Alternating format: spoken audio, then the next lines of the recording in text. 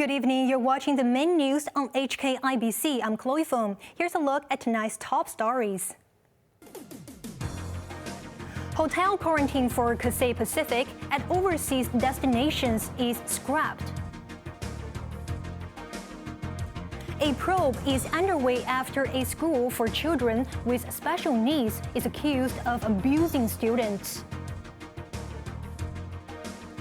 And North Korea is condemned after it fires a ballistic missile over Japan. Cathay Pacific's Hong Kong-based crew members have finally got their wish. They will no longer have to quarantine on overseas trips. This paved the way for the city's flag carrier to increase flights. For more than 2 years, Cathay Pacific crew members had to self-isolate in their hotels while operating long-haul flights in order to avoid getting infected abroad.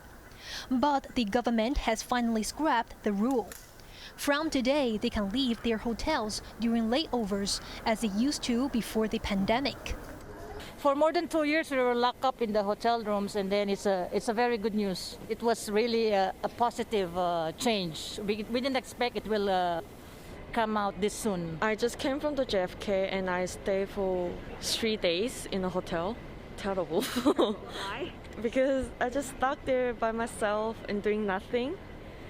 Cathay Pacific, however, is asking crew members to avoid crowded places during their stay abroad. Those operating turnaround flights can use a test-and-go arrangement on their return to Hong Kong.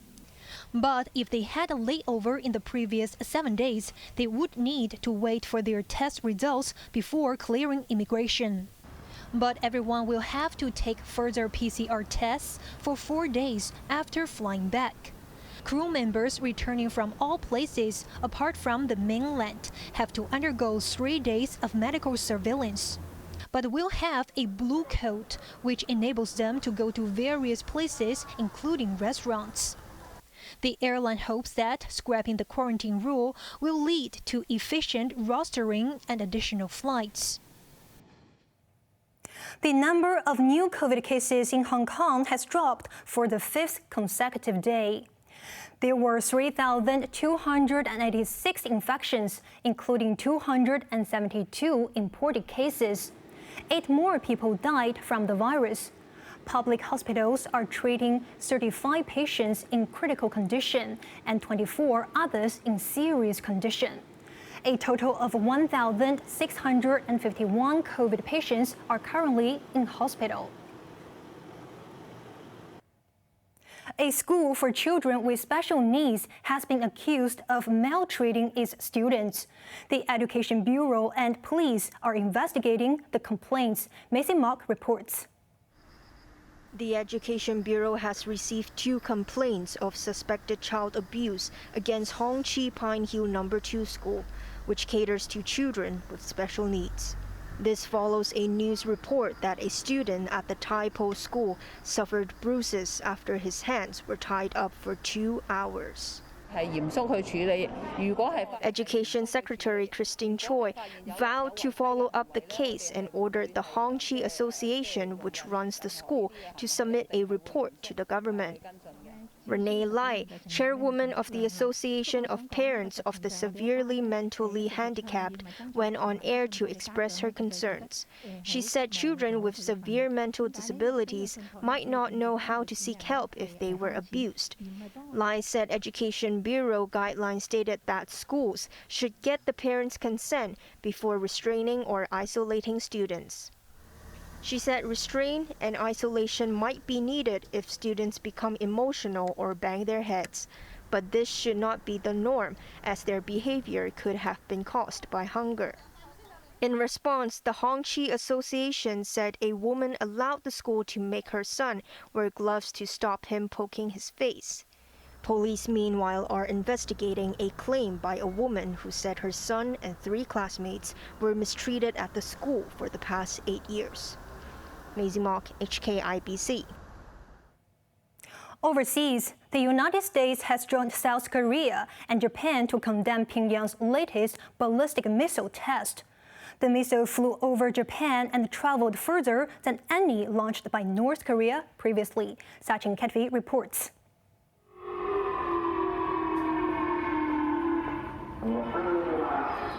Sirens sounded in northern Japan as text alerts urged people to take cover.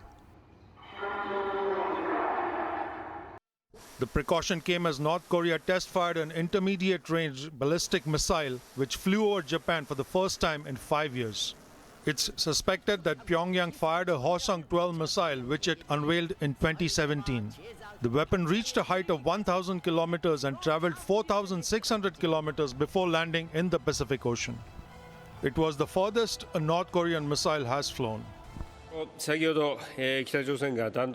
Japanese Prime Minister Fumio Kishida strongly condemned what he called a reckless and barbaric act. 4,000km 정도 되는 His denunciation was echoed by South Korean President Yoon Suk-yeol, who added that the international community would respond to such provocation.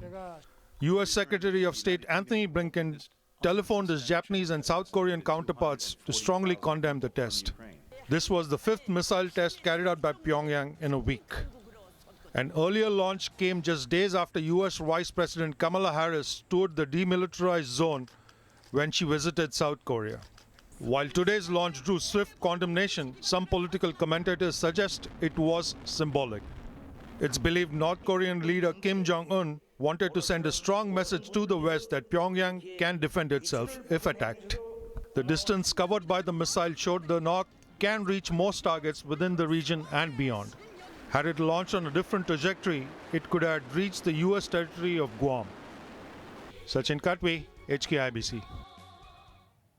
A police chief and 9 elite officers in Indonesia faced dismissal for their role in one of the world's worst football stampedes. The city of Malang on the main island of Java continued to mourn last night after at least 125 people were killed in the disaster on Saturday. Another 320 people were injured as fans of the local football club invaded the pitch after their team was defeated. Police fired tear gas to push back the crowd, but instead a stampede occurred. People shocked by the scale of the tragedy laid flowers at the memorial in front of the stadium and demanded justice for the victims. Locally again, thousands of Hong Kongers braved the searing heat and flocked to cemeteries to pay respects to their ancestors. But some were unhappy that families with more than 4 members had to split up because of the anti-COVID rule on gatherings. Macy Mock reports. There were long queues for buses going to cemeteries in Chai Wan this morning as Hong Kong marked the hottest Chongyuan festival on record, hitting 36.1 in Shenzhen. Across the harbor, the very hot weather warning and a high of 32.7 degrees did not stop people from trekking uphill to the Zhongbei Chinese Permanent Cemetery in Chen Kuan O to sweep the tombs of their ancestors. But golf carts were provided for the elderly. Most people carried bags filled with joss sticks, flowers, and other offerings for their ancestors.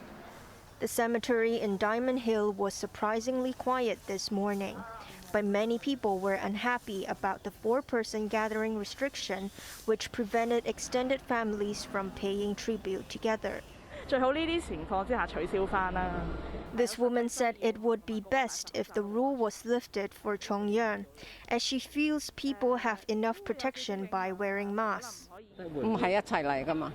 Another woman said her family of 6 had to perform their rites separately. This woman who went to the cemetery with more than 8 people said they had to split up, but that didn't bother her. To help ease the discomfort, representatives of the Wong Tai Sin District Office distributed kits, which included fans, hand sanitizers, and masks. Maisie Mock, HKIBC. Blood donations plunged drastically during the pandemic, according to a survey. The Society of Clinical Blood Management found that the number of times donors gave blood dropped from once a year to 0.4 times. Over 80% stopped giving after 5 waves of COVID. Some believed mistakenly that blood demand for non-emergency services had fallen as the focus was on battling the virus. But the society said demand for blood transfusions remains high and called on donors to come forward.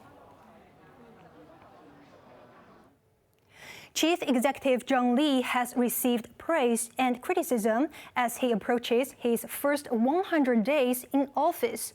2 opinion polls, however, give him a higher rating than his predecessor, Carrie Lam. 同為香港開新篇。 John Lee has been chief executive since July the 1st, taking office with a pledge of a result-oriented approach. This man believes Lee is doing a good job, saying the new leader is more decisive. Another man said the chief executive has helped people return to the city by easing COVID measures. But this woman said the restrictions should have been lifted earlier. Another resident said he does not think Lee will solve any issues, as many people are leaving Hong Kong. The Hong Kong Research Association said John Lee received a rating of 2.42 points out of 5 last month, much higher than his predecessor Carrie Lam's 1.92 points just before she left office. A poll conducted by the Hong Kong Public Opinion Research Institute gave Lee 53.5 points, compared with 36 points for Lam in June. Many of Lee's posts on Facebook received between 1,000 and 2,000 likes, while his newly established Weibo account has about 1.8 million followers. Think tank veteran Lau Siu-kai said Lee wants to build an administration which reacts swiftly to breaking events. The chief executive will deliver his maiden policy address later this month, when the city will learn more about his aims. It's taken 2 years for British artist Sam Cox to complete his dream house. Not everyone can go to Kent to take a look, so Cox has offered them an online tour of his 12-room mansion. It's just been a lifelong dream of mine to completely doodle a house ever since I was really young, and yeah, it's been my favourite thing to do. It's a huge project, but it's been totally fun and I loved it. A little bit of drawing, then you take another photograph, do a little bit more, take another one, and eventually get this animation of all these drawings building up by themselves. And yeah, each bit had to be different, each room had to be differently themed. It was just the way I wanted it to be, and yeah, it's been a lovely thing to work on. We think that people all around the world will be able to get a chance to see the house in as much of a form as they can through the internet, through social media, because not everyone in the world would be able to visit the house anyway. So we're hoping that they can see it through their phones, through their computers. On to the weather now. The hot weather will continue with mercury hitting 32 degrees tomorrow. There will be occasional showers. More of the same for the rest of the week. Now let's take a look at the weather around the world.